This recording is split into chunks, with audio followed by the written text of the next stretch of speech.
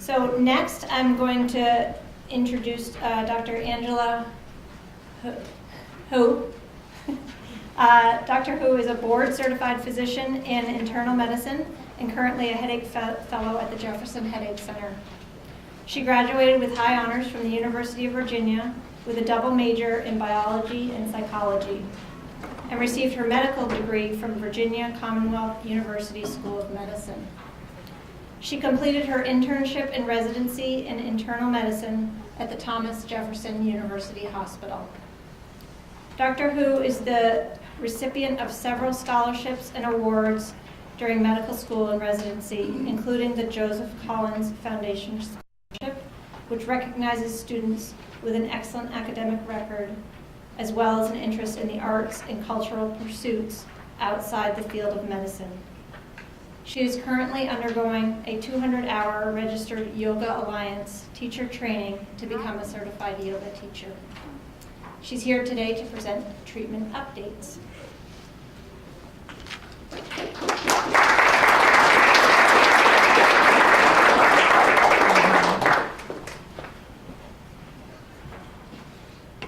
Hi everybody. Everyone hear me okay? Okay. All right, it's great to be here. Thanks for that lovely introduction. So I'm gonna talk, let's see. So these are my objectives today. So I'm just gonna review some of the basic science behind migraine headaches, briefly discuss, the current abortive and preventive therapies that a lot of you probably already know about, and then we'll talk about some new therapies, including the CGRP antibodies, some new devices, medical marijuana, and just some new types of drug delivery. Okay, so just a brief overview on migraine. It's a very common disorder, as I'm sure all of you know. It affects about 12% of the overall population, more common in females, but also affects males, 18% of females, 6% of males. It's the 20th most disabling condition in industrialized countries and accounts for more than 1% of the disability burden in the United States. So it's a pretty important disorder, and I'm sure many of you are all affected by it and know firsthand how disabling this condition is. I just put in some artwork that some people did about what migraine is like.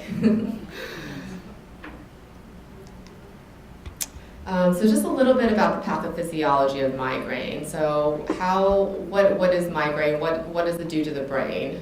So it's a primary neurobiological disorder, and what we mean by primary is that it's not secondary, as in it's not caused by something else, like a brain tumor or something else that's causing the headaches. The headaches are in and of themselves the disease. It's a disorder of a sensitive brain. So research has shown that migraine brains are different and behave differently than normal brains. They're more sensitive to stimuli. What happens with the migraine brain is you have activation of the trigeminal vascular system. Basically what that is the trigeminal nerves are the nerves that innervate the head and the face. And the vascular is the blood vessels that are associated with it. So you have these substances, they're called neuropeptides in the brain, substance P, CGRP, neurokinin A, and these are released and they activate the pain receptors in the brain and in the face and cause inflammation. And this is what we think is responsible for the pain in migraine. Migraine aura is due to cortical spreading depression. It's kind of a fancy term. This is sort of a diagram showing what that looks like. It's basically a self-propagating wave of cellular depolarization. So cells in the brain get activated, there's ion channels involved, and it spreads through the brain. And we can kind of see this on imaging as well. We know that there's a genetic basis for migraine, so it does run in families. There's no specific gene for migraine other than there's some specific genetic disorders like familial hemiplegic migraine, where some people get paralysis of one side of their body, and there's a specific gene for that. But typical migraines that people suffer from, there's a lot of different genes involved. There's no one specific gene. So the abortive treatments that I'm sure all of you know about, the non-specific treatments are your NSAID, non-steroidal anti-inflammatory drugs, such as Advil, ibuprofen, Aleve, those kinds of drugs. Simple and combination analgesics, Excedrin, Furoset, Tylenol. Your antiemetics or neuroleptics, that's like your Reglan, Compazine, those drugs. Steroids. Opioids, sometimes prescribed and not usually recommended for migraine because it's not the best pain medication. It can make migraines worse over the long run. The specific treatments are your triptans, ergotamine, DHE. So just general principles of acute treatment. You want to recognize your triggers and try to avoid those. Treat early. Use non-pharmacological treatments. Some of the things that Dr. Kurzna touched on. Quiet, rest, cold compresses, relaxation, biofeedback. And use but don't overuse acute medications. You have your first-line medications, your backup, and your rescue treatments. And the preventive treatment. So there's 4 main classes, and I'm sure many of you have tried these medications. There's the anticonvulsants. So these are the medications that are originally used to treat seizures, but they have also been found to be helpful in migraine. Those are drugs like Depakote, Topamax. Antidepressants is another class that is helpful in migraines. That's your TCAs, your tricyclic antidepressants, such as Cymbalta. That's SNRI, that's duloxetine. TCAs would be your nortriptyline, amitriptyline. And then your antihypertensive medications like propranolol, candesartans, Atacant, lisinopril. And then other ones that you may have tried, Botox injections is considered preventive.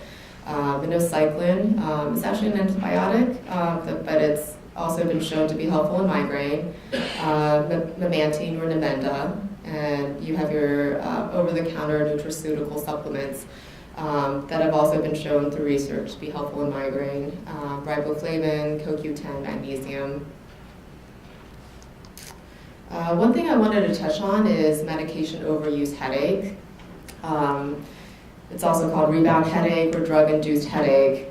So probably a lot of you have gotten into this at some point where you're overusing acute medications, and that can exacerbate an existing headache condition and make it worse over time. It kind of makes your brain overly sensitive.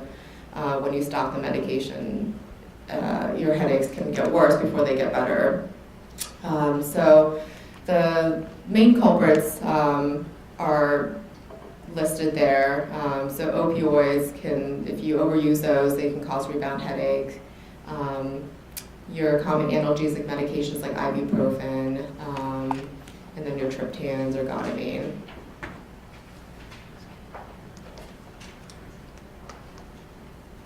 Okay, so what's new? So a lot of things, which we'll get to. These are just some preview pictures for what's coming up. So CGRP antibodies, some of you may have heard of this. CGRP stands for calcitonin gene-related peptide. So it's a small protein in the brain. It's called a neuropeptide. It's found throughout the brain and the body, and it's highly prevalent in the trigeminal system, which we talked about is the nerves that innervate the head and the face. There's high levels in migraine sufferers during attacks. This substance acts as a vasodilator, which it causes blood vessels to get larger, and it functions in the transmission of pain.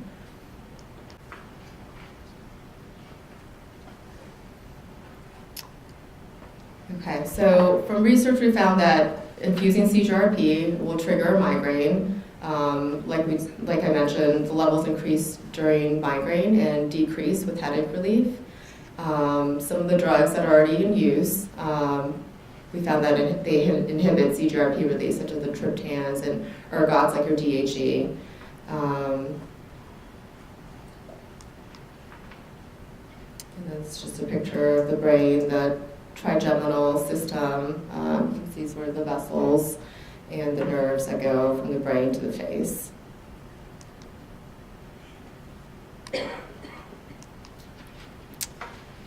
Okay, so these are the different CGRP drugs that are coming out pretty soon. We think it's going to come out probably late spring, and it'll probably be available in the summer. So these are the four: Aronimab. These are all kind of a handful to say. Atezolizumab, galcanezumab, and framinezumab. So the brand names have not come out yet, but these are all the generic names of all these different drugs. So most of them target the CGRP antibody directly. The first one targets the receptor, and these are all in injectable medications. So some of them are sub-SC. You see the route of administration is subcutaneous, so it's under the skin. There's one that's IV, and they're either given monthly or given every 3 months. And then these are just some slides from the studies of these different drugs. So the line at the top is the placebo. So that's not the medication. And then the lines on the bottom are the medication. So you see on the side, it's the change from the baseline, and then on the bottom is the number of weeks. So you see a pretty quick response from baseline. So everybody starts at the same place. Placebo, there's always a little bit of placebo response because people, it's about a 30% response usually. If you believe that you're getting a treatment that is going to work, there's a little bit of decrease in perceived level of pain. But you can see there's a big difference between the drug and the placebo at 1 week. And then here's for another one of the drugs. This is the one that's an IV infusion. So you can see actually at day 1, on day 1 post-infusion, the risk of having a migraine was reduced by greater than 50% versus baseline.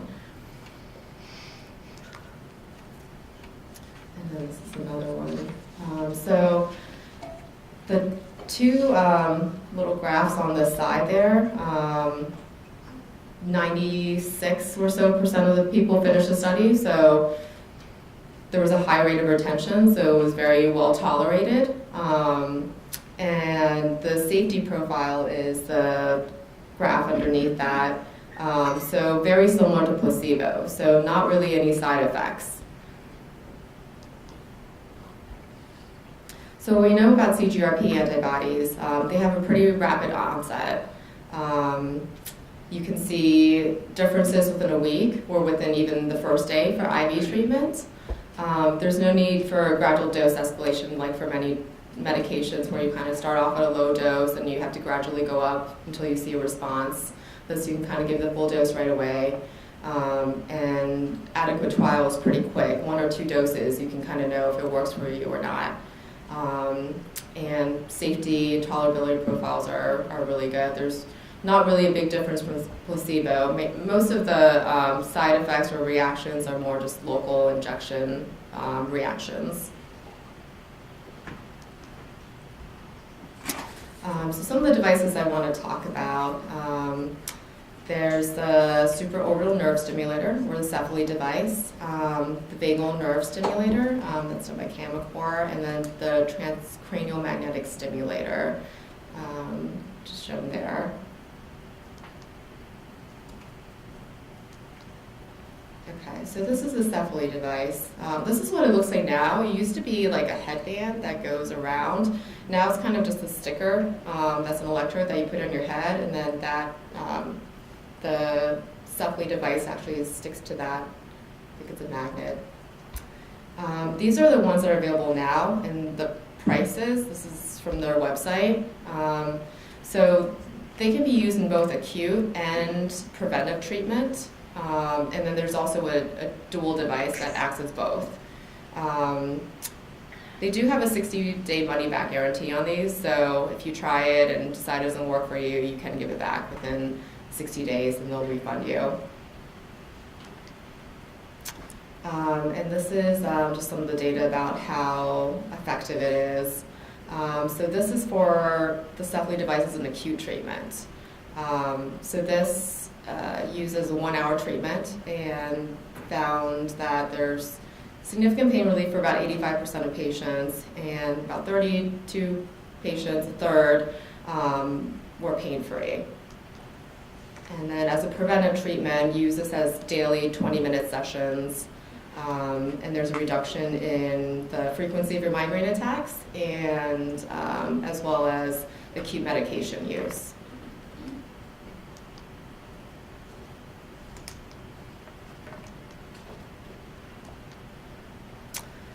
The next device is the vagal nerve stimulator. This is the gamma core device. So it's a handheld patient-controlled device. You put it up to your neck where your vagus nerve is. It's a non-invasive vagus nerve stimulator. So this was originally approved for episodic cluster headache a few years ago.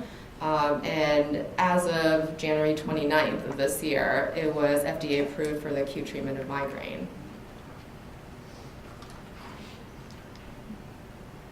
And this is the trial that they did to show that it was effective for migraine.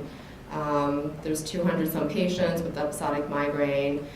This was done at several different centers. It was randomized, double-blind, sham-controlled trial. So they did treatment with this device and showed that it was better than the sham device at 30, 60, and 120 minutes. So the way you use it is each treatment is 2-minute stimulations at the onset of pain, and you apply it to each side of your neck. So 2 minutes on the right side, 2 minutes on the left side. If the pain hasn't decreased in 20 minutes after the initial treatment, then you can do a second round, the same thing. And then if you're not pain-free in 2 hours, you can do a third treatment.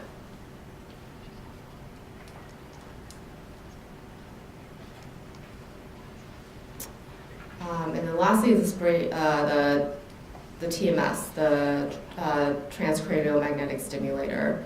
I think it used to be much larger. Now it's a little bit smaller and more portable. That kind of shows you what size it is. It's about the size of like a speaker, and you hold it up to the back of your head.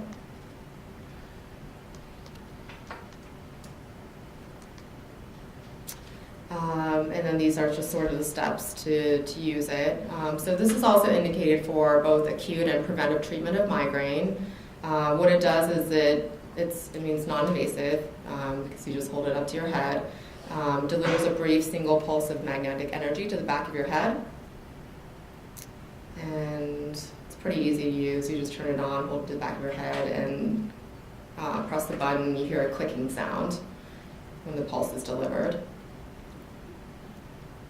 And so this is the trial and the protocol that they found was effective.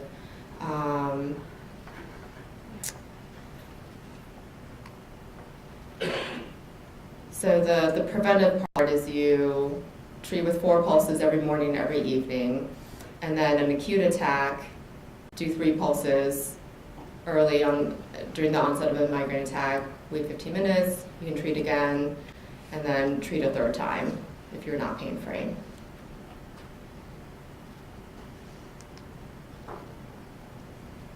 Okay, and then so this is just a little bit about the mechanisms. We talked a little about the cortical spreading depression and its effect on the thalamus. So this, the TMS device helps to block that cortical spreading depression that we think is part of the pathophysiology for migraine.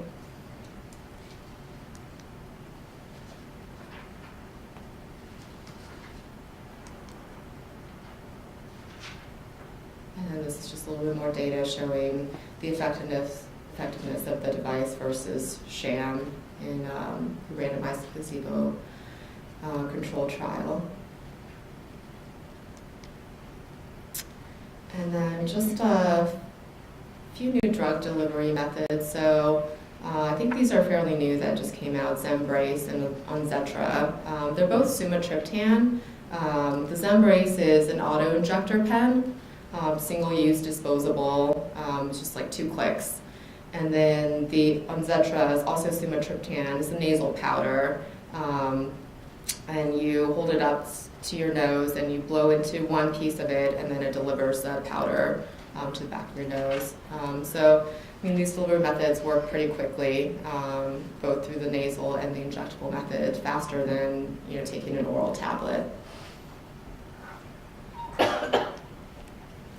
And then medical marijuana. So just a little bit about this. Medical marijuana is legal in 29 states, including Pennsylvania now, and DC. The two main components of marijuana are THC and CBD.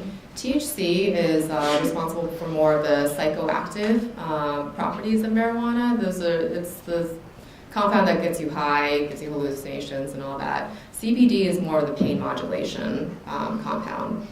So research has shown that it's been effective in treating chronic pain, which is one of the indications that we can recommend medical marijuana for.